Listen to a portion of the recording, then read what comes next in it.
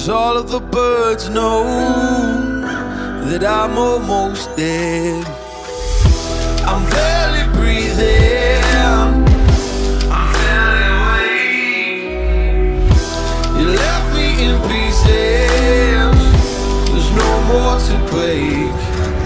Alright, welcome back to All Things Entertainment with me, Sander, and Tristan behind the camera. We're currently in the 2019 Mazda CX-9. This is the all-wheel drive model.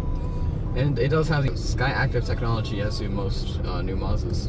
Let's just start off really quick on the inside. The inside is really modern, it's really clean, everything's really smooth, everything flows pretty nice.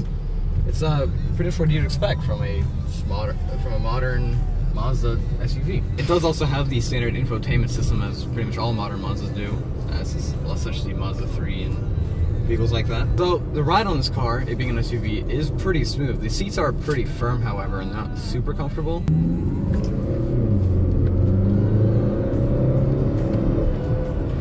The Sky Active engine could give out a little bit more pep to it. It's I find it is a little slow. That's been underpowered, but not to my taste. This being a new car, it does have a sport mode switch. Toggling this switch, pushing it forward, enables sport mode, which illuminates a sport mode, word in the dash, in the gauge cluster. Putting in sport actually does make the car a little more lively. Most modern cars you put in sport, and either firms up the steering or a suspension or both. Doesn't really do much to the way the car actually feels under acceleration too much, except it's stiffer. But in this car, it actually feels a little bit more heavy. This being the Sky Active engine does have a turbo, and you can actually hear the wastegate. It's actually decently loud when you're under acceleration after you let off the gas pedal, of course. The sound system in this vehicle isn't spectacular. It's about what you expect from a modern day Mazda. It's loud-ish, and it sounds good enough. It's not like some crazy flaw system, but it's definitely nice. This car does have a lot of features that most people like in new cars. Like I said, a pretty decent stereo, an automatic tailgate, and even bright headlights. In the rear seat, there's plenty of legroom, and these seats are actually decently comfortable as well. There's rear seat climate control, where people in the rear have their own climate.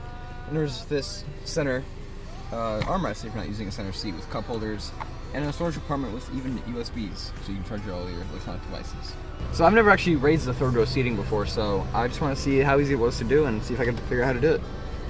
So I'm assuming I pull that forward, and just do the same thing, I guess. And then maybe just push this up, like that. That was really easy. Alright, let's see if I can get in. So, ow! So obviously, third row seats are meant for, your small children and stuff. Seats are very soft, very comfortable, and obviously your feet are raised off the ground because it is lower back here. If I pull the rear seat in here, it all locks. My knees are in the back of this seat. My knees are in the back of the seat here, and there's not legroom, of course, because this third row seating is just meant for kids after all. But if you're partying out with some friends and you need to carry everyone in your car, it's definitely doable. It's not super comfortable. If I get some man spread going on, it's a little better. And to get out, I'm assuming I just lift this handle. Yep. Size forward, look at that. Like I said, this does have the automatic tailgate, so I just push a button and it opens on its own. Trunk space is pretty decent. Obviously here you have the your storage, and under that you have your spare tire. And then of course, trunk space with actually the rear seat up, obviously that one would be up too, is actually still pretty decent. You can put your groceries here and stuff like that, but if you had this rear seat down, I'm assuming it's like, obviously I've never done this before, so. Oh, okay, I just wasn't playing enough. With the rear seats down, you actually have a really good amount of space. Obviously with the rear seats down, you have a lot more trunk space, and you could fit a lot more luggage, you can go to the airport, stuff like that. Also just noticed, it seems to be, there's cubby holes on the side. And to lower the tailgate, you just have a little button on the tailgate right here. In the rear of the car, the design has been pretty standard with Mazda. There's this fancy taillight design and maybe even a chrome piece in the middle.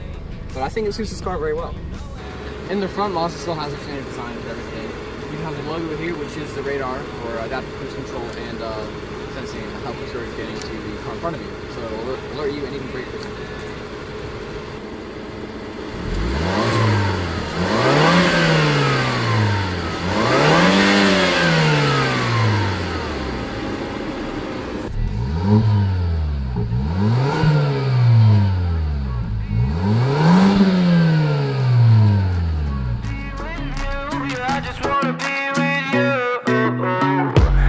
just wanna be